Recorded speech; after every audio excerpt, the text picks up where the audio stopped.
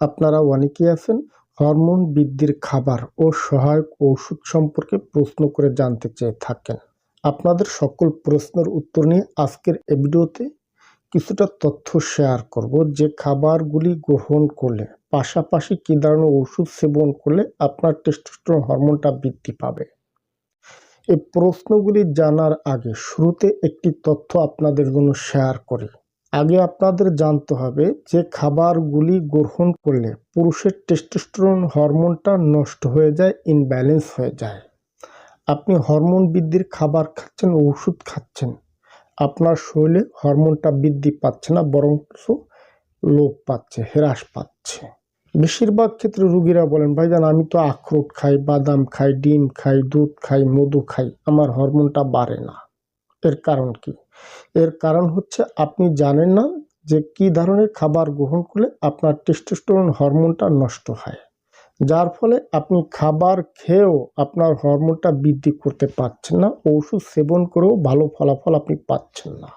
ভিডিওর শুরুতে একটি মেসেজ শেয়ার করছি যে হরমোন কি? হরমোন হচ্ছে প্রাণরস, যা আমাদের শরীরকে উত্তেজিত করে, শারীরিক শক্তি বৃদ্ধি করে, এনার্জি ক্রিয়েট করে, আমাদের শরীরের গ্রোথটা ঠিক রাখে।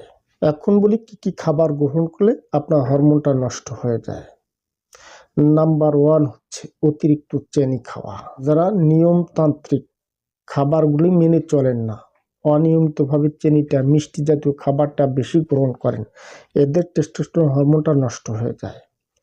নাম্বার 2 অতিরিক্ত কফি খাওয়া। অনেকে আছেন কফি বেশি খান, চাটা বেশি খান, এর কারণে টেস্টোস্টেরন হরমোনটা নষ্ট হয়, ইনব্যালেন্স হয়। তৃতীয় হচ্ছে ধূমপান করা, নেশাগ্রস্ত হওয়া, মাদকাসক্ত। অতিরিক্ত ধূমপান, নেশাগ্রস্ত, মাদকাসক্ত এর জাতীয় রোগীরা ওষুধ সেবন করে কিংবা ন্যাচারাল সাপ্লিমেন্ট গ্রহণ করেও হরমোনটা বৃদ্ধি করতে পারে না। আপনি যতটা ওষুধ গ্রহণ করে টেস্টোস্টেরন হরমোনটা ইমপ্রুভ করেন, আপনি নেশাগ্রস্ত হওয়ার কারণে ততটাই আপনার হরমোনটা ইনব্যালেন্স হচ্ছে। চতুর্থ হচ্ছে ভাজা পোড়া খাবার, ফাস্টফুড, চর্বি জাতীয় খাবার, এছাড়াও তৈলাক্ত খাবার যারা বেশি গ্রহণ করে, মুখরোচক যে খাবারগুলি আছে, এই খাবারগুলি বেশি গ্রহণ করার কারণে অনেক সময় টেস্টোস্টেরন হরমোনটা ইনব্যালেন্স হয়ে যায়।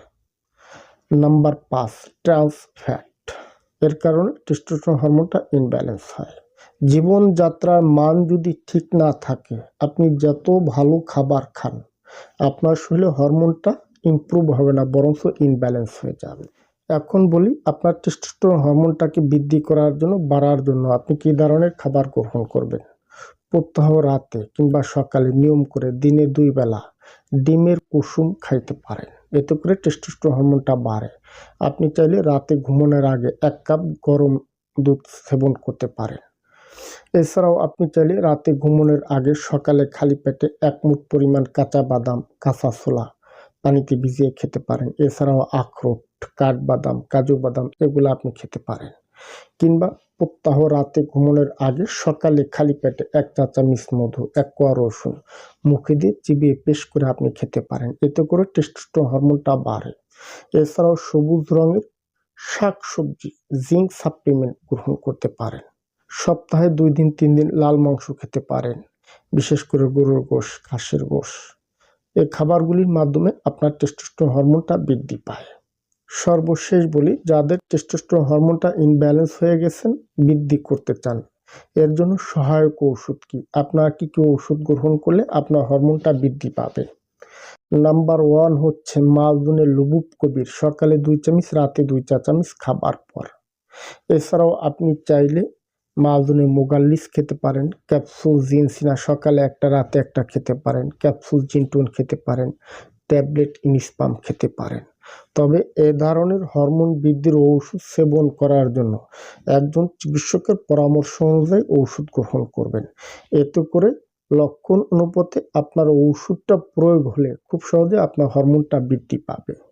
অযথা নিজের ইচ্ছায় কেউ ওষুধ কিনে সেবন করবেন না।